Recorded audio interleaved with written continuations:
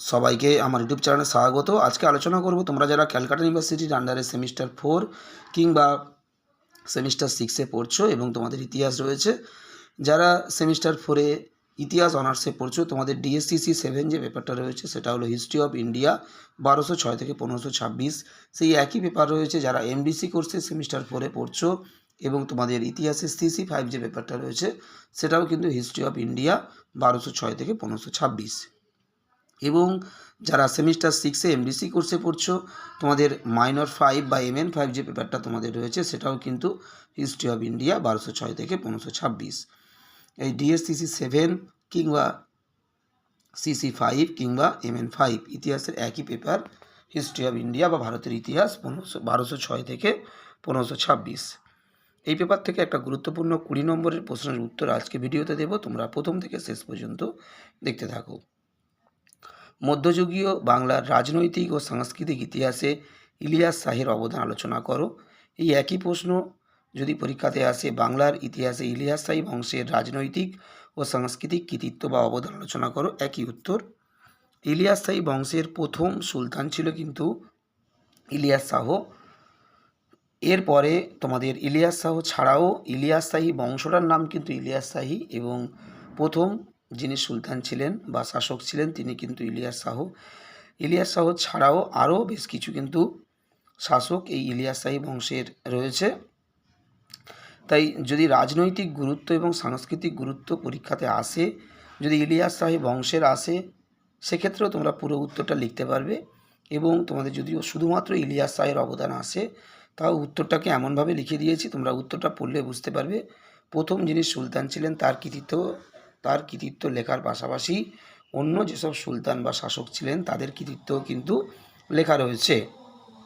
সুতরাং প্রশ্নটা ইলিয়াস শাহ দিয়ে এলেও তোমরা লিখতে পারবে এবং ইলিয়াস শাহী বংশ দিয়ে এলেও তোমরা লিখতে পারবে। উত্তরের পয়েন্টের মধ্যেই তোমরা দেখতে পাবে প্রত্যেকটা ব্যাখ্যার মধ্যে ইলিয়াস শাহের অবদানের পাশাপাশি ওই ইলিয়াস শাহী বংশের অন্যান্য যে শাসক ছিল সেই সব শাসকদের রাজনৈতিক এবং সাংস্কৃতিক কৃতিত্ব সবই লেখা রয়েছে। উত্তরটা যদি তোমরা লিখতে যাও, শুধুমাত্র ইলিয়াস শাহ দিয়ে উত্তরটা লেখা যায় না, লিখতে গেলেই কিন্তু ইলিয়াস শাহী বংশের কথা চলে আসে। তাই ইলিয়াস শাহ, শুধুমাত্র ইলিয়াস শাহ লিখলেও ইলিয়াস শাহী বংশের অন্যান্য যে শাসক রয়েছে সেগুলোর ব্যাখ্যাও কিন্তু চলে আসে। তাই উত্তরটা সেক্ষেত্রেও ভুল হবে না। তোমরা ইলিয়াস শাহের পাশাপাশি সেই বংশের অন্যান্য যে শাসক রয়েছে সেগুলোর ব্যাখ্যাও তোমরা কিন্তু লিখে দিতে পারো। তবে উত্তরের প্রত্যেকটা পয়েন্টে কিন্তু ইলিয়াস শাহের কৃতিত্বের পাশাপাশি ইলিয়াস শাহী বংশের অন্যান্য শাসক বা সুলতানের কৃতিত্ব কিন্তু আলোচনা করা রয়েছে। প্রশ্নটা যেভাবেই আসুক না কেন তোমরা কিন্তু পরীক্ষায় লিখতে পারবে।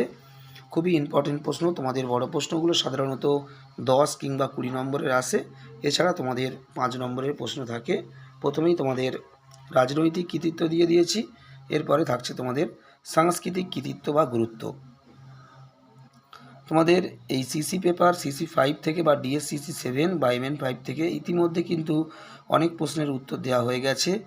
যেমন সুলতানি সাম্রাজ্যের পতনে ফিরোজ শাহ কতখানি দায়ী ছিল, মোহাম্মদ বিন তুগলকের পরিকল্পনাগুলি আলোচনা করো, আলাউদ্দিন খলজির সংস্কারগুলি আলোচনা করো, খলজি বিপ্লব কী এর তাৎপর্য লেখো, ফিরোজ শাহ তুগলকের জনহিতকর কার্যাবলী, সুলতান রাজিয়ার পতনের কারণ, খারাজ, জাকাত, জিজিয়া, খামোশ এগুলোর অর্থ কী বা পার্থক্য লেখো, আলাউদ্দিন খলজির বাজার দর নিয়ন্ত্রণ ব্যবস্থা লেখো, প্রথম পানিপথের যুদ্ধের গুরুত্ব লেখো, মোহাম্মদ বিন তুগলকের রাজধানী পরিবর্তনের কারণ লেখো,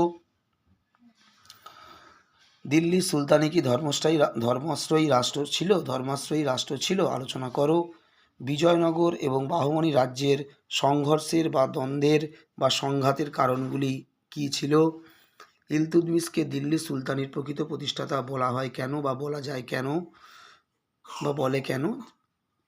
এই পেপার থেকে অনেক প্রশ্নের উত্তর কিন্তু ইতিমধ্যে আপলোড করা হয়ে গেছে এবং পরীক্ষার আগে পর্যন্ত কন্টিনিউ আরও বিভিন্ন গুরুত্বপূর্ণ প্রশ্নের উত্তর কন্টিনিউ আপলোড করা হবে। তোমরা যদি উত্তরগুলো পেতে চাও অবশ্যই সাবস্ক্রাইব করে দিও এবং কন্টিনিউ যদি ফলো রাখো তাহলে তোমরা কিন্তু প্রশ্নের উত্তরগুলো পেয়ে যাবে। এবং তোমাদের শুধুমাত্র ইতিহাসের সিসি 5 নয়, তোমরা ইতিহাস ছাড়াও ইতিহাসের যে কোনো পেপার এবং ইতিহাস ছাড়াও বাংলা, এডুকেশান, রাষ্ট্রবিজ্ঞান, দর্শন, তোমরা যে কোনো বিষয়ের যে কোনো সিসি পেপার বা ডিএসসিসি পেপার বা মাইনর পেপারের সাজেশান এবং অ্যান্সার সবই তোমরা চ্যানেল থেকে পেতে পারবে। এবং যদি কেউ নোটসের পিডিএফ নিতে চাও তোমরা যোগাযোগ করতে পারো। আমার হোয়াটসঅ্যাপ নম্বর বা কন্ট্যাক্ট নম্বর 9775650572। তোমরা খুবই সীমিত মূল্যে নোটসের পিডিএফ কালেক্ট করতে পারো। সবাইকে নমস্কার।